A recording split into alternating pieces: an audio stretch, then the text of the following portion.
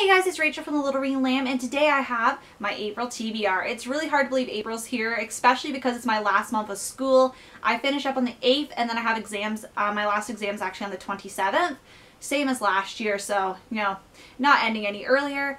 But yeah, it's hard to believe school is almost over for the year, and I'll be going into my 4th year next year, which is just insane. It feels like yesterday I was in like first year. Besides that, I don't have quite as ambitious TBR, but I think I can get through almost all of these books, so I'm going to tell you what's on it.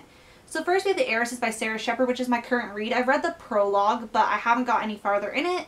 I explained in my March wrap-up that I have had so many assignments, and they all kind of finished. Like, I finished my last-ish assignment. There's a bonus, not a bonus assignment, there's an assignment I can do that can make my exam stay at 20%, or I don't do it and it's at 30%, so I'm just going to be weighing my options whether I'm going to do that or not, depending on my last graded thing. So basically, yeah, I could be potentially finished all projects this Saturday night, and I'm going to start this Saturday night, like get into it more, or Sunday, and I'm really excited because I read the prologue and I was like, this is so good so far. But I don't want to get distracted from my work. I'd rather finish it, and then it'll be like a little treat to look forward to after I finish. And then, since I start exams on the 13th, next week I'm going to be starting to study, but I think I'll have more time, and I really wanted to dive into How to Fall in Love by Cecilia Ahern. As soon as I picked this up, I knew it was something I wanted to read right away, so I either want to read this before or I'm going to read this right after I finish my last exam. So during exams, I usually don't have very much time to read. I usually don't read the day before an exam because I don't want to remember the book plot. I don't want to read a book for the first time during exam time because I think like the experience would be diminished because of being more stressed out and not having enough time to actually sit down and really like devour the book. So I planned, since last month I didn't, if you watch my March wrap up, you might have seen that I didn't read any PLL books because, yeah, I just didn't.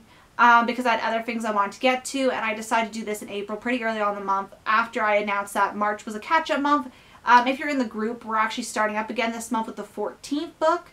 So I need to still reread the 12th book, Burned, the 13th book, Crushed, and then the 14th book, Deadly. So I'm going to reread these during exam time because I've already read them, so it won't be as intense where I have to devour the book.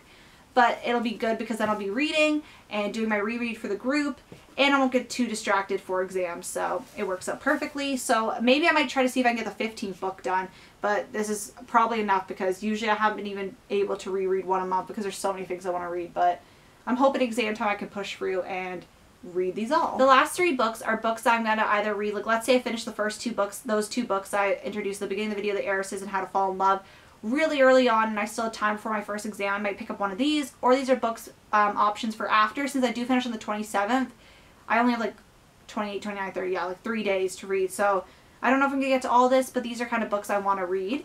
So first is Happily Ever After by Kira Cass. This is the companion to the Selection series, and since the 5th and final book is coming out next month, I think it'd be appropriate to read this because I haven't gotten to it yet.